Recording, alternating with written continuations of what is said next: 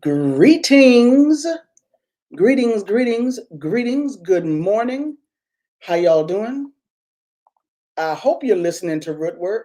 Is this thing on? You know, it takes me a while sometimes to get it together. So I have to check. I have to recheck and recheck. If you're listening, if you can hear me, and if you can see me, this is Rootwork here on KPFK 90.7 FM in Los Angeles, 98.7 FM Santa Barbara, 93.7 FM San Diego, 99.5 FM Ridgecrest, China Lake, streaming all over the world at kpfk.org. And if you're joining us from YouTube on the Black Liberation Media platform or the Rootwork channel, please welcome. Come on in, like, share, subscribe. You know what to do. I shouldn't have to keep telling y'all this, but alas, here we are. Like, share, and subscribe. Please, pretty please. Again, come on in, have a seat, and let's get down to it. There have been numerous postmortems, think pieces, and even a few spaces for grieving from the election on November 6th. And as you know, in many areas throughout the country, the down ballot races can be just as important, if not more so, than the election for the presidency. Here in California, lots of us were left wondering, not just here in California, I'm sure some of y'all in other parts of the country too. We were left wondering if Californians had lost their minds completely or only partially with the fate of two particular ballot initiatives. Proposition 6, which would have removed the language of slavery from the state constitution, and Proposition 36, which would increase penalties for crimes already on the books here in the state, and now quite possibly increase the state's prison population instead of diverting folks to drug rehabilitation programs and other non-carceral alternatives. So I've asked some representatives from two organizations involved in the work around these propositions, La Defensa, based here in Los Angeles, California, and Legal Services for Prisoners with Children, based in San Francisco, to talk with us about why they think these propositions fared the way that they did.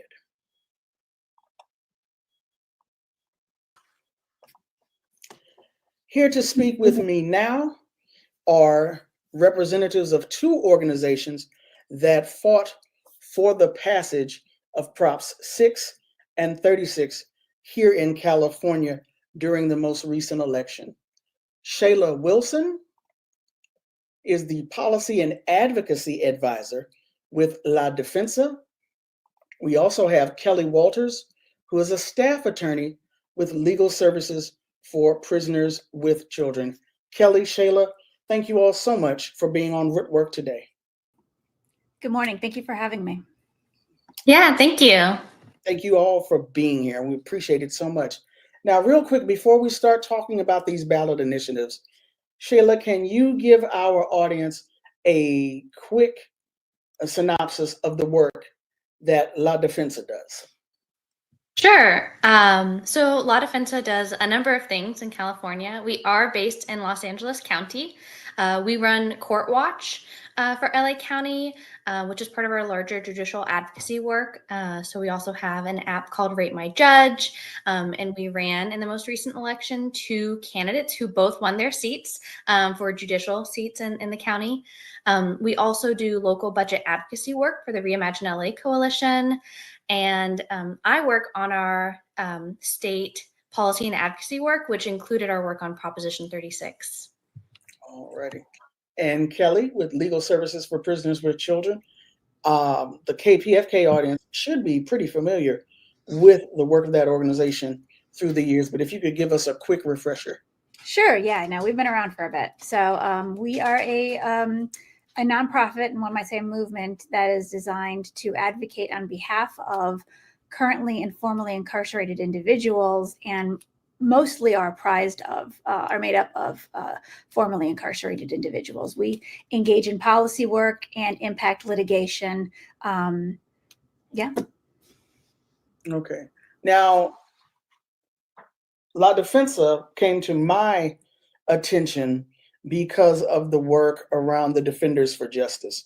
That was the movement, the work to get former public defenders elected as judges because of what we call here in Los Angeles, at least, the prosecutor to judge pipeline. Most judges are former prosecutors, therefore, they have a very carceral mindset and approach to justice. Whereas this last go round, two former public defenders, progressive public defenders, were able to be elected as judges to the Los Angeles Superior Court. So that is the work that I'm familiar with in terms of Reimagine LA, La Defensa, et cetera, and so on. But also during this election, you worked around one of the propositions, local, unique to California, but implications for the rest of the country. Talk to us about that. Yeah, so we supported the campaign to oppose Proposition 36. That did unfortunately pass this election by some pretty steep margins. We're definitely concerned about what this is going to mean for our state, but as you mentioned as well, what implications this might have nationally for justice reform. This is in effect going to repeal some major wins we had about a decade ago through Proposition 47, which really helped us reduce our jail and prison populations and help people rehabilitate and stay in their communities. We're certainly concerned about these impacts. So according to the Secretary of State's Voter Information Guide, Proposition 36 allows felony charges and increases sentences for certain drug and theft crimes. It was put on the ballot by petition signatures. Allows felony charges for possessing certain drugs and for thefts under $950 if the defendant has 2 prior drug or theft convictions. Basically, Prop 36 came about as a result of quote unquote concern over a lot of these smash and grab thefts. Is that correct? That's certainly how the issue was framed. Some of the early media around this was from retailers talking about, massive losses in inventory and like the impact of these alleged smash and grabs and how widespread they were. What we know now, to be very clear, is that some of those early studies and claims were walked back on. Much of the loss that retailers experience is throughout the supply chain and not necessarily associated with smash and grabs. But it did certainly, that narrative stuck around and was a primary. Well, okay, at what point were they walked back? Because all I can remember seeing is roving gangs of youth smashing and grabbing and running. Yeah, and unfortunately, we did not win the narrative war on this. It was, the supporters of Proposition 36 spent about twice as much money as opponents of it, and were really able to shape the media narrative around that. And though we did our best to combat it, we're unfortunately, I think, unsuccessful on a large scale. Now, you talked about Proposition 47 also, which was passed 10 years prior, regarding the diversion of individuals impacted by drug abuse, the diversion from the criminal justice system into treatment and rehabilitation. And this Proposition 36 being defeated is now going to negatively impact that process.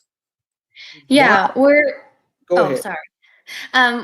So some of the offenses that are included under Proposition 36 were those that were addressed in Prop 47. Not all of them. There are a number of offenses under Proposition 47 that have not been touched by the passage of Proposition 36. I think, though, one of our concerns is that this is going to suck about $100 million annually out of services that Proposition 47 was able to fund. And so those included substance use, mental health services, housing services, all those things that help keep people out of the criminal legal system. That money is basically going to dry up as a result of Proposition 36 without alternative funding sources. So if that money is now going to be no longer available, where is it going to go? Well, someone is going to have to pay for the impact of Proposition 36. And that's certainly likely going to be one of the places it's going to go. Although my understanding is that we don't actually understand the full extent and cost of Proposition 36 and estimate a very heavy impact on counties across the state. Well, I'm saying if the money is being cut, well, it's just going to go sit in a vault somewhere, or is it going to go to a different agency? Why would someone advocate for this change? It's a really good question. I think We don't know. We don't know why. Who put this together? Who were the forces that decided that Prop 36 was a bad idea? Well, so the opponents to Proposition 36 include La Defensa and many criminal reform advocates. I'm sorry. That's the opponents. Yes. Who were the proponents of Prop 36? Yes. So the supporters of Proposition 36, the people who brought it to the ballot, include large corporations, private interest groups like Walmart, many of the people who brought forth the claims about smash and grabs, and the people who put basic needs behind glass cabinets throughout our state, locked them up. Those are the people who brought this forth and spent an immense amount of money funding it as well. So you mentioned that many of the losses were actually in the supply chain. I had a guest on at some point, not earlier this year, last year. He talked about the fact that many of the losses in some of these big box stores were actually employee theft. So we've got employee theft, we've got supply chain issues, and yet these corporations are pushing for laws targeting vulnerable populations. I'm not really understanding why that's happening. Can you give us can you shed some light on that for our audience? I will be honest, I can't speak entirely to their motivations, and I will, ask if Kelly, might have some insight on this as well. But I will say that there has been a lot of trading of funds between these large big box corporations and the Republican Party and MAGA special interest groups, which do prioritize a tough on crime approach that we know that does not work. And so why Walmart itself might be interested in this, I can't say, but we do know that this is a larger pattern for the Republican Party. And again, MAGA special interests, those right-wing extremists. And so could be larger policies and, lending support to one cause for another. You scratch my back, I scratch yours. I get you elected. We pass your proposals. You maybe reduce some restrictions on my business operating practices. Those are the assumptions I can make. Mm-hmm. Speaking with Shayla Wilson, who is the policy and advocacy advisor with La Defensa here in Los Angeles.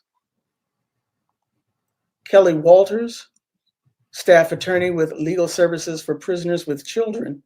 You all worked on Proposition 6. You've done a lot of work in a lot of areas, but one of the things that you all did this latest election, you were in support of Proposition 6. And if I can get my life together, there it is. Let's see what we have here. I can't get my life together. I don't expect you to. Well, okay. Proposition 6, which went down, as we say, in flames during this past election, would eliminate the constitutional provision, would have eliminated the constitutional provision, that's the state Constitution of California, allowing involuntary servitude for incarcerated persons. Would have been a legislative constitutional amendment, would have amended the California Constitution to remove the current provision that allows jails and prisons to impose involuntary servitude to punish crime, i.e., forcing incarcerated persons to work, i.e., the language that is similar to the United States Constitution in terms of the 13th Amendment.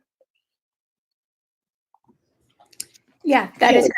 We talk to us about this. Yeah, so we actually did get what was previously ACA 8 through the legislature this year. We had the number of votes from the legislators to make this a ballot proposition and have it on your ballot as Prop 6. We worked very hard. We were very strong, not only supporters, but sponsors of this. It's frequently called the slavery loophole. If one includes Nevada, I believe there's 7 other states that have amended their constitutions to remove that loophole, to basically remove the language that allows for involuntary servitude or slavery, really, for punishment of a crime. And unfortunately, Californians this year did not agree with those particular states. I should also add that the federal constitution includes the same loophole. Right, the 13th Amendment to the United States Constitution. Mm-hmm. So now, what are the reasons you all have been able to uncover, or what do you believe?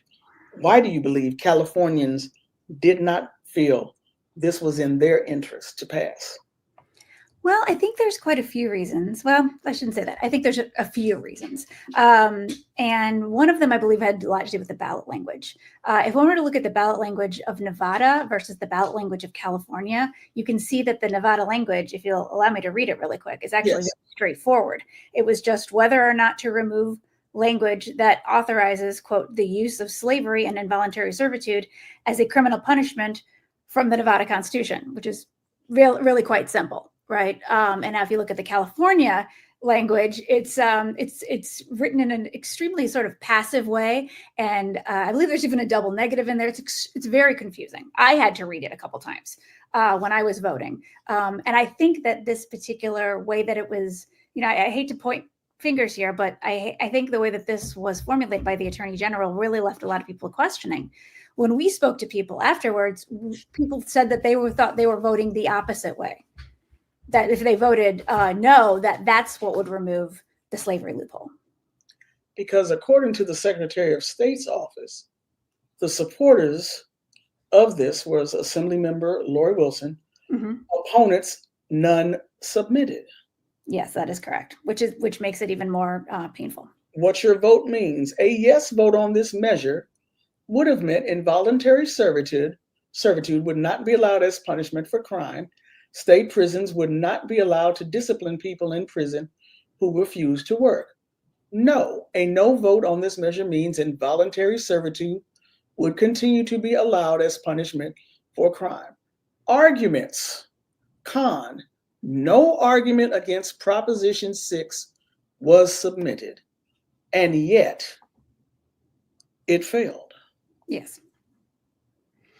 I think a lot had to do with the lack of resources and lack of education with it as well. So to kind of go along with the language issue, this is a grassroots campaign that was done. This was done by nonprofits working to change criminal justice, and also people who are formerly incarcerated and directly impacted families.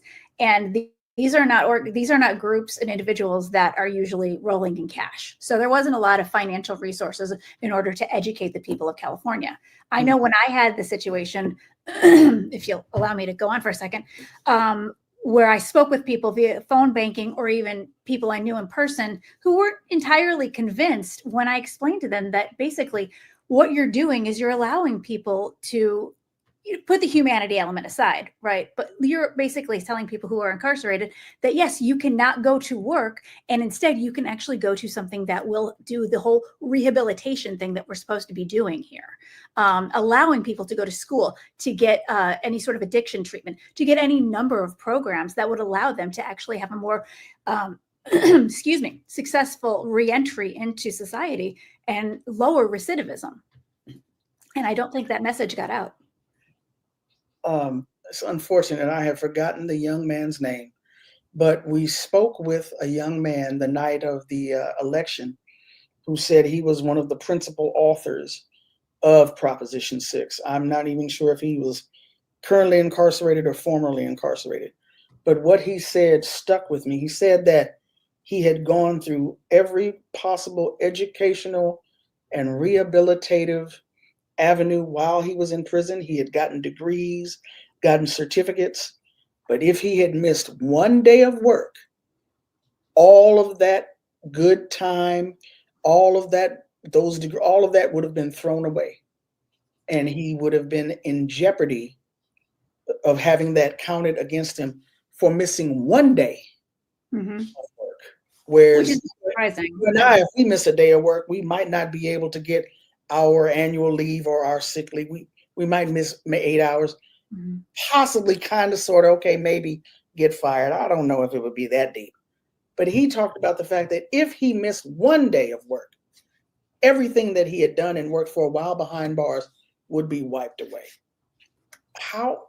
It doesn't get much more punitive than that. No, and I think what is going on here is we're taking our desire to be punitive, the voters, that is, are taking our desire to be punitive and actually pushing it so excessively that we're actually harming ourselves in doing so.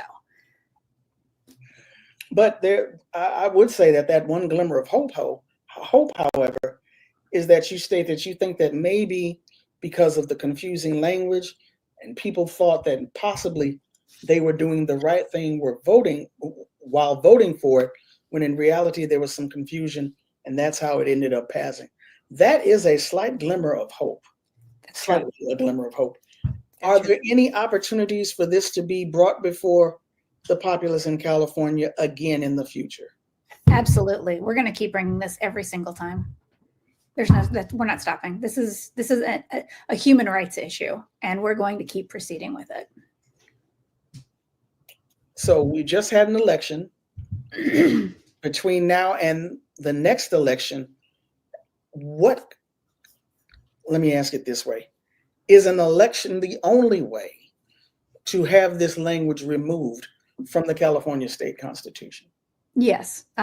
We need to go through the legislature again, through another, it was previously ACA 3, and then the most recently was ACA 8, and this year it'll have a new number. And once we get through the legislature again, which I'm confident, despite a disappointing election, I'm confident that we can get through the legislature again.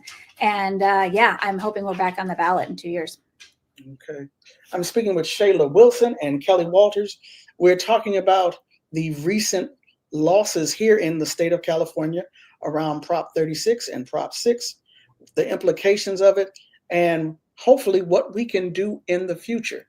So Shayla, for those of our listeners / viewers who want more information on what it is that La Defensa does, I've had folks on before, but let's tell them again, the work that you all do, how can people keep up with you, follow your work, be involved? For sure. We're quite active on Instagram, and highly encourage you to follow both or all of our accounts. That includes our primary account, our Reimagine LA account, and the work we do through judicial advocacy. You can, of course, go to our website. We have a number of websites for our Court Watch, Reimagine LA, and again, our primary ladefensa.org website. So highly encourage you to plug into those spaces. We have lots of opportunity for people to be directly engaged and involved in the work we do. Now, other than the proposition and the judges, the defenders of justice, do you all have any pressing initiatives or campaigns going on right this moment? I would say, given the impending new president, president-elect, and the impacts we're going to see, particularly in immigration court. We are working diligently to expand our work with Court Watch into immigration courts, and we take and rely heavily on volunteers in the community to come do Court Watch. So if you're passionate about that, I highly encourage you sign up to get a Court Watch training, to participate, to contribute. It's going to be one of the first lines of defense in protecting those individuals and holding judges accountable for the actions they take. Kelly Walters, Legal Services for Prisoners with Children. How can people stay abreast of the work that you all are doing? Well, you can also follow us on Instagram. We are listed under our other, it's not an organization, but it's essentially a project that is under LSPC, which is All of Us or None. And that would just be AUOUN, I believe, at Instagram. And sorry, I have to think about it sometimes. And then our website is prisonerswithchildren.org. You can go there. If you have any questions for me, you can find me on there. And don't hesitate to email me. It's Kelly, spelled the way it is on here, KELLIE at prisonerswithchildren.org. Now, what is All of Us or None, real quick? All of Us or None is another organization that I keep saying organization, but it doesn't. It's so closely aligned with LSPC. It is a group created and made up of currently and formerly incarcerated people, and there are chapters all over the country. I want to say there's 7 in California, but it extends all the way to the East Coast. And what does All of Us or None do? All of Us or None does a lot of demonstrations and policy work. All of Us or None does a little bit of advocacy within the legislature. A lot of the same things that LSPC does, just under a different umbrella. Okay. And just like I asked with Shayla, does Legal Services for Prisoners with Children have any pressing campaigns or initiatives that they are involved in at this very second? Right now, this very second. Right now, this very second. Well, I can't necessarily pinpoint because we're still kind of doing our policy for next year. But similar to what Shayla said, with the impending president and essentially just the election itself, even locally speaking, we are going to be taking measures to make sure that the people who have been incarcerated by the state and by the localities are still taken care of. This year, we were able to get them to be able to get CalFresh prior to their exit from the institution. We were also able to, with the Debt Free Justice Coalition, eliminate youth restitution fines. So we're going to continue to push these things. It's just constantly like chipping at a brick wall, and so we're just gonna keep trying to take out that next brick. Keep chipping away. All right. Shayla Wilson, Kelly Walters, thank you all so much for being on Rootwork today. Thank you. Thank you.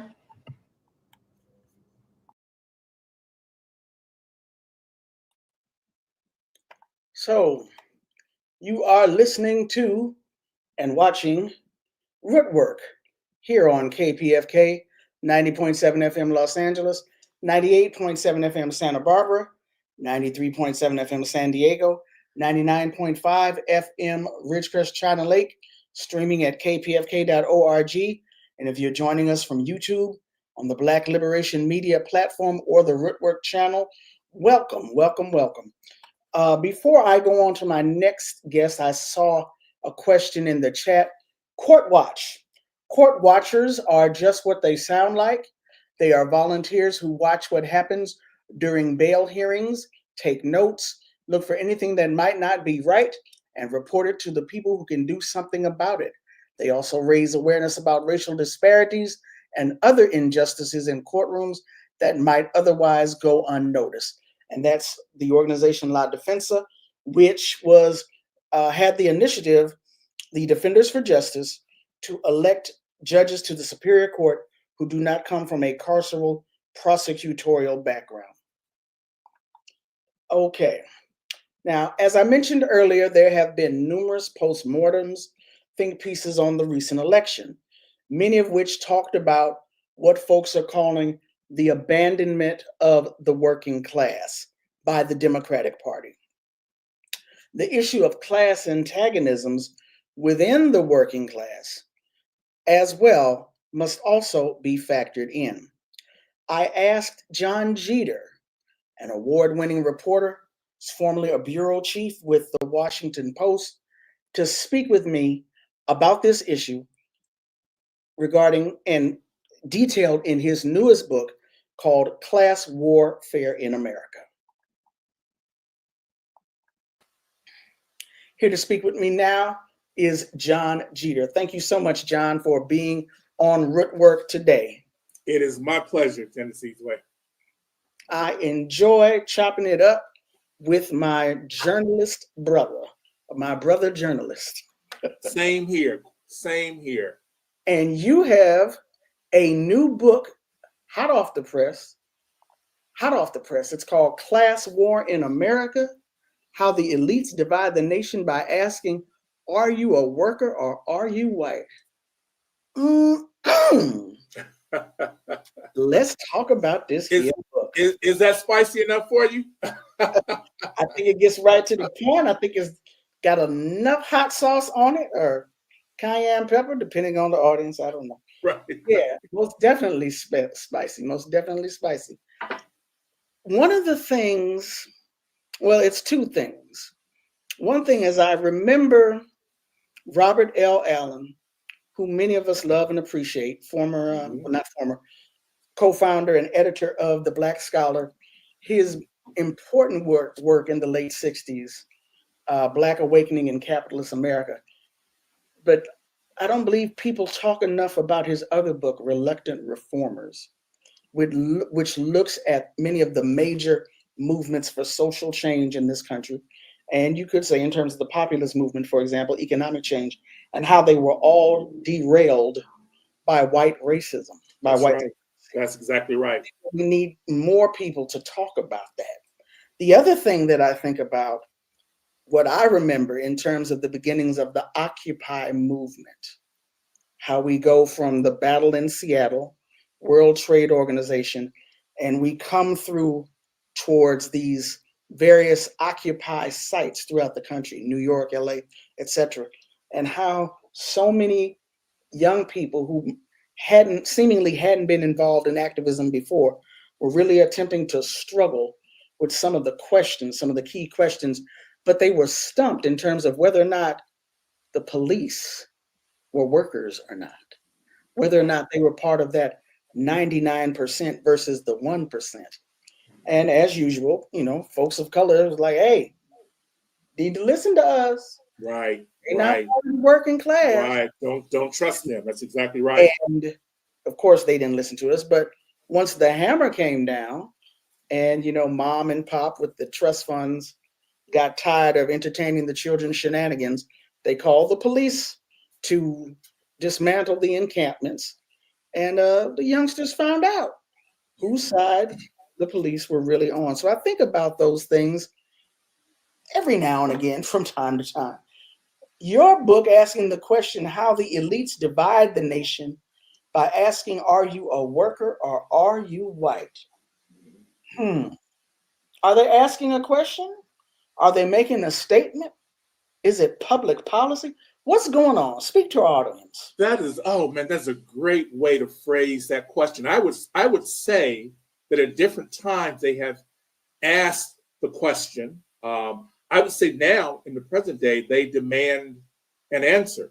They demand of whites that they be white, that they distance themselves from us when it's necessary. I'm not sure it's even all that necessary at this point, because it is really a form of mind control, right? They have, what is the woman who wrote The End of Bias, Jessica Nordell, I think. I put this in the book, where she says, a lie repeated often enough does not become the truth, it becomes invisible. And that's what race has become, right? This idea of a white identity, of a racialized identity, of a white identity being a thing apart from the rest of it. It is basically invented, the white identity, to be a scab, right? To not join with particularly Black people, but also other people of color, in movements against the bosses, the oligarchs, the 1%, whatever you want to call them.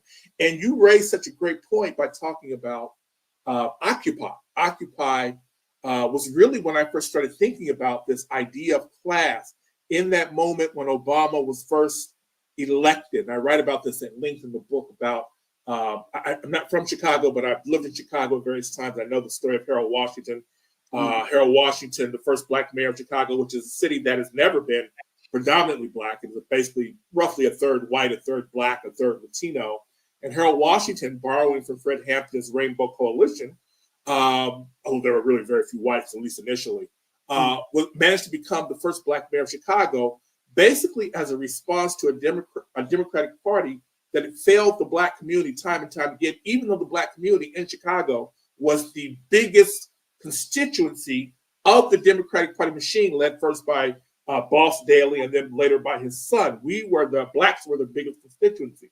In 1982, a Black journalist named Lou Palmer decided to organize some Black working class people, police and union members, rank and file city workers, things like that. And they tried to figure out how do we get what we need for our community in terms of economic development, the trash picked up, just a city hall that listens, that responds to our needs. And they came up with the idea of Harold Washington.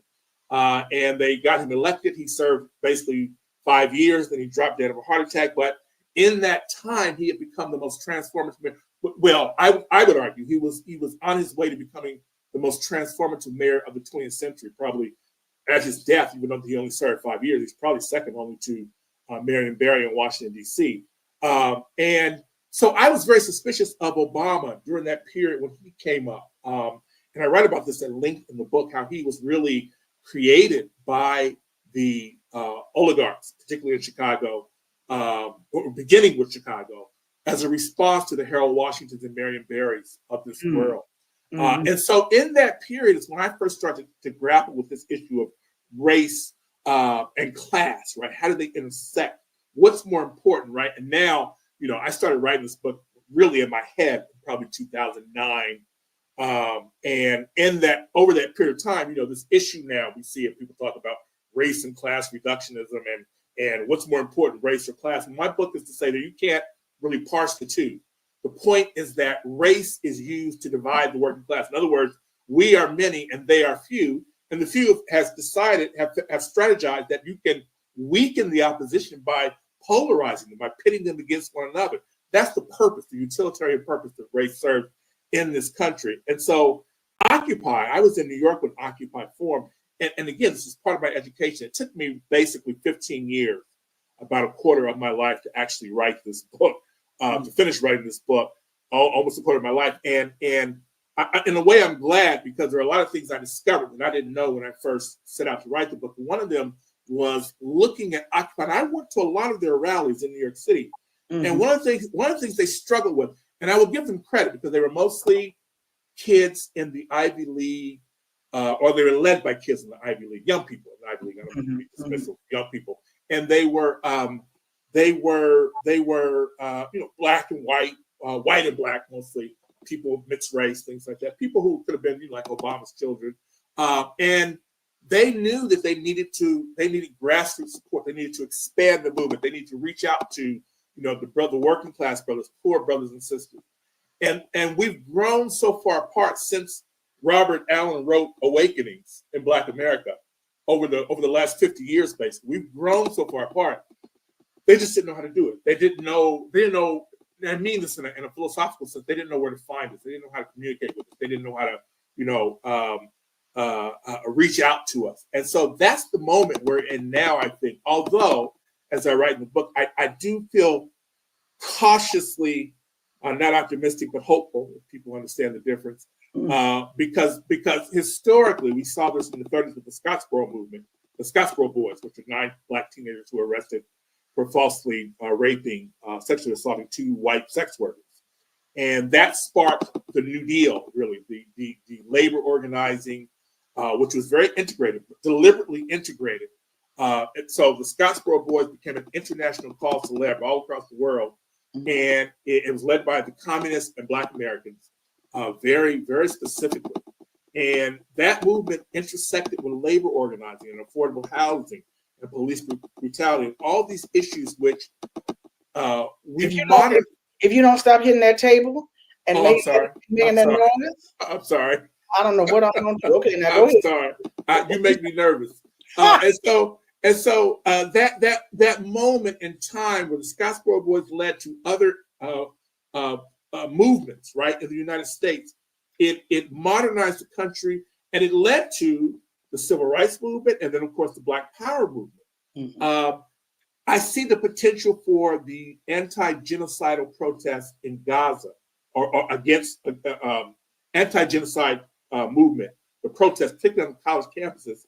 I see that could do the same thing. It could expand and reach into other protests. We're already seeing it in Atlanta with cop cities, where the anti-genocidal protests have intersected a little bit with the anti-cop city movement. And the reason that is so powerful is because what it does is it's what we see is a weakening of white identity, of a Zionist identity, right? Because Jews are very vital to these anti-genocidal protests. And what that augurs is anti-Zionist, yes, anti-Zionist Jews, yes. Yeah, exactly. It's not about Jews; it's about Zionists. Some of whom are Jews. But we see that sort of resurfacing of a Jewish identity. I talk a lot about this in the book, of a Jewish identity. The Jews historically believe they have an obligation to heal the world. The Zionists are here to steal the world. They are white settlers, right? And so what we see is people reclaiming. There are always Jews who are well-meaning and who have this sort of historical Jewish identity, which is to express our solidarity with other racialized groups especially. But now we see people reclaiming it and strengthening that identity. And there's a potential, particularly when you look at a lot of these Latinos who are coming post-NAFTA, Venezuela, Mexico. They have been radicalized as well by the land struggles in Oaxaca in Mexico and by the Bolivarian Revolution in Venezuela. And so, again, I'm not predicting this. I'm saying there's a potential for them to glom on to these very organic movements in the Black community, right? Chicago. I'm very hopeful about what's going to happen there as you see these new immigrants coming into the city. There is xenophobia in our community. I mean, I claim the good and the bad, but there's also a historical consciousness of people being pitted against each other and none of us getting what we need. So, and I'll give you just one example of what I mean about the hopefulness. When there was the leak 2 years ago, the LA City Council, the Latino members, the president of the city council was named Nuri Martinez, I think, and the other council members, Latinos, and the labor leader. And the leak of that tape, they're talking about redistricting, and they're talking about it in very racist terms. They attacked everyone, but of course they attacked Blacks most of all. That was where Nuri Martinez expressed her ambition to commit violence against a 2-year-old Black boy who was the adopted son of one of the other councilmen. And at that time, I think Kevin DeLeon, did he lose in this? Yes, he did. Yeah, thank goodness. Anyway, he didn't resign, and so there were protests led by Black Lives Matter outside his home. Right. Apparently, he lives in a Latino neighborhood. Latinos came out to oppose, to protest, to defend him, right? And from what I think was the LA Examiner, it's the Black newspaper out there, right? No, they wrote Sentinel. The Sentinel, that must have been it. Yeah, the Sentinel. Mm-hmm. Yeah, they wrote that the Latinos talked to the Black Lives Matter protesters, asked them, "Why are you doing this?" Right, and the Black Lives Matter protesters explained it to them. Right, they weren't marching against Kevin DeLeon because he was Latino. They were marching against him because he was racist. He expressed ideals that were anti-democratic. The Latinos switched sides and joined the Black protesters, the Black Lives Matter protesters, protesting De Leon, one of their own. That is the potential right now. It could go a whole nother way, but I'm saying that, I wrote this book and I ended it, I hope, on a hopeful note, to express, as long as there's breath in our bodies, we have hope, we have a chance. I do believe that's true. These are probably going to be some very dark days ahead, but hopefully we can regroup and recover and learn from our mistakes in the 30s, the 40s, the 50s, learn from our mistakes, regroup, and hopefully this is the real hope. This is what I really hope is the objective. What happens after all the smoke is cleared is that we finally achieve what Fred Hampton said when he meant by saying Black power for Black people, white power for white people. I'll say brown power for brown people, and X power for all people we left out. We need power over our own community. We need it. Black people do, African Americans. White people need power over their own community. We need power over our own community, but we need to own and control our own community. That's what's missing from our democracy, and particularly when it comes to Black people. This country is organized around the suffering of Black people. White people know they're doing well when Black people are doing bad. That's why they're so confused now. Black people are doing bad, but they're not doing that much better. And that's very confusing. So hopefully we can regroup, we can reorganize, and we can learn from the mistakes that we made in the past, and we can move forward in a way where we truly have a rainbow nation, a racial democracy. That's why I talk about the fight between racial democracy and racial capitalism. That's been the fight. Racial capitalism has been winning for the last 50 years. Racial democracy had been winning for the 50 years previous to that. Hopefully this is the dawn of a new era, and hopefully it will be stronger than any period of racial democracy that we've ever seen before. I'm speaking with Jon Jeter. He is a journalist and author. His newest book is Class War in America by Drum Press, available wherever fine books are sold. But I wanted to go back real quick. You said, or we said how the elites divide the nation by asking, are you a worker or are you white? That is the subtitle of the book. And I'm thinking about W.B. Du Bois. I call him Du Bois. Everybody else calls him Du Bois. Okay. I'm thinking about W.B. and his magnificent work, Black Reconstruction in America. Mm-hmm. I'm not thinking about necessarily how he talked about the dividing issue, the issue of the 20th century being the color line. I'm thinking about how he talks about the psychological wage that white workers are paid, the investment in whiteness. Mm-hmm. And I'm thinking about, is it that the working class has been divided, or that white folks have accepted white supremacy, benefit from it, invest in it, and have divided themselves from Black workers and other workers? Mm-hmm. Similar to what I believe, well, what I took away from Robert L. Allen's book.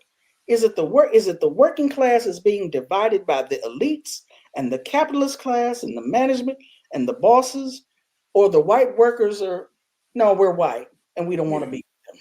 That's right. In other words, how much responsibility do white workers have in this? Oh, I think that the entire enterprise, the civic project in America pivots on a white identity, whether they choose it or reject it, right? In those moments when when a critical mass of whites has rejected it, the country moves forward. I done told you about that noise now. Oh, sorry, yeah. At those critical moments in our history when whites reject the white identity, when they claim a working class identity, when they express solidarity with Black people and other racialized groups, they become, as I think Fanon said, or the communists say, a new man, a new woman, right? And you can see that. I talk about that in the book. A woman who I think was Flint, Michigan during the great General Motors UAW strike, United Auto Workers strike of General Motors. She talks about the strike and how it opened her eyes to being a different kind of person. She wasn't content to be just a housewife or a mother. She wanted to be part of this community, and that's what thinking of yourself as a worker. That's what it does. And so we see, even for instance, that there is. Even it's not just the racial barriers that are transcended, but even the gender barriers become transcended. I mean, it's never been a utopia, of course, right? Mm-hmm. But we start to ask these questions. What are our responsibilities as a man to women if she's another worker, right? She's not just someone to be subjugated and exploited, but she's a fellow worker. It's a very different conversation, and so this thing pivots. I mean, this is uncomfortable, and I know this is uncomfortable. I felt the discomfort as I was writing it, but it is. Part of the question that has come up, I think, particularly since Obama, is whether this is primarily a class issue or a race issue, right? And again, you can't even talk about class without talking about race, because whites feel entitled, right? They base their the success, whether or not the success, based on how Blacks are doing, right? If Blacks are, they are very threatened. One of the things I write about in the book is how the race, the massacre, they call them race riots, but they're not riots, they're racial massacres when whites want to kill Blacks.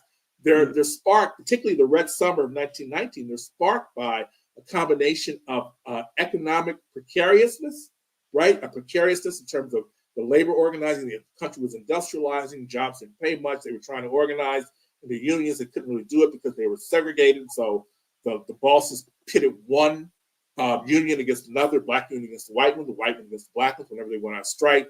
And then there's this loudening demand by Black people for justice, to get what we have earned, right? For reparations, in 1919, you saw this loudening demand for justice. Black men were returning from the First World War, and they came back with an attitude, right? They had bad or good intentions, depending on how you look at it. So that's what caused this nationwide uprising by white people trying to reassert their white identity. So this thing turns on, are you a worker or are you white? The Black middle class is blameless in the failures of this country. At every juncture, we have articulated for universal programs. Black people did not want, in the 1970s, we did not want affirmative action. What we wanted was a universal jobs program that benefited everyone. That was Richard Nixon who wanted affirmative action, because he wanted to split Black and white working class, particularly the unions, right? Now we do, I think there is a demand for reparations, and I think rightly so. And I do think that is race specific, but I think a lot of us, certainly I do, I think that it should be something that's class-based, where we put economic development, like I don't think it should be a check, right, drawn on the Treasury, which poor and working class white people have to pay that. It should be, and I don't talk about this in the book, although it's going to be a future book, I do believe. I think that the reparation should be seen as the means of ownership of our community, right, of the development. We should have worker co-ops and land trusts and housing trusts, and we should have worker co-ops, particularly in places like Detroit and Chicago, where you have all these empty, vacant businesses, particularly factories, industrial sites. We should make those places where we manufacture things. We manufacture them for the benefit of the whole nation. The money, of course, goes into the Black community and stays in the Black community, right? We can revive the Freedmen's Bank, right? And the Freedmen's Bank can give low interest loans to all sorts of student borrowers, not just Black but white, right? Low interest, right? These are the kind of things that help to move America forward, to modernize us, to repair us, and to make Black people. And we always have been this, right? I know this makes a lot of people angry, but this is just the truth, right? We can't negotiate the truth. We have always been the source of America's salvation. And it's just true, right? It is. Good or bad. Well, and I don't mean the Obamas and the Kamala Harrises of the world. I'm talking about the Black working class and people like that. We are the ones. The LGBTQ community. They many of them, rightfully so, they give credit to the Black Panthers and to the Black freedom struggle in the 60s for making them understand. We've got a stake in this country too. We need to be respected and treated. Right, even a Zionist group. I think they were called the Zionist Panthers that emerged in the 60s, modeled after the Black Panthers, and they were asserting their rights as Israelis, which is ludicrous, of course. But still, it's the moral center of this country. This idea, Africans are about community. We just are, and then there are all the things that are attendant to that, right? And I'll just give you one quick example. One thing I write about is the 1946. General strike in Oakland, which was the last really organized general strike in this country, and I write about how it becomes something more than a labor event when Black people start singing, right? And so they outlawed the general strike the next year with the Taft-Hartley Act, right? They outlawed several things, but the general strike was one thing they outlawed, and the reason they did that, I believe, general strikes can lead to a sit-down strike and maybe questions from workers about, well, what do we need the bosses for anyway, right? It can lead to a 1917 Bolshevik-like revolution. I think that's what they're thinking anyway. But there's also just this idea of Black people singing. We talked about Occupy, and I quote this young man in New York talking about when the police basically they did this kettle move with all the Occupy protesters in New York City and basically locked them all up. He talked about how it didn't even matter, right? People were so united, black and white, Muslim, and everything else, right? They were united, and they were singing, right? He said nothing even mattered, right? The people were just present in that moment, and we knew who the enemy was. They fear that. They won't admit that, but they really fear that black voice and that momentum that we imbue in almost everything we touch. I am running out of time. And Aren't we all? I knew this was going to happen, but it is just further confirmation that I'm going to have you back on, and we are going to talk longer and more fuller, because I had a critical question I wanted to ask you, but we're not going to get to it today. How can the audience, the listening and viewing audience, how can they track you down? How can they find you? Information on what it is, what other projects you currently have, as well as where to get your book. Let us know that. I am on Amazon for my book. I know people find that distasteful, but I'm in Amazon. I'm working to get in some bookstores now. I can be found at my books on Class 1 Amerikkka. I am also the owner of Drum Publishing, Drum Press. You can find me at drumpublishing.com. I write for Black Agenda Report, usually once a week or so. You can find my writings on Black Agenda Report. I'm also on Patreon. And so I can be found in a lot of disparate places. I hope people enjoy my work. Jon, I have enjoyed talking with you today. We have scratched the surface. Sometimes, that'll backfire, but it just has given me more inspiration. We have got to, it's taken us too long to talk as it is. So we have got to talk again. We are hardworking broke people. So yeah, it takes us, it's hard for us to find the time to talk. Because we hardworking, broke folks. Right. Jon Jeter, thank you so much for being on Rootwork today. Thank you for having me.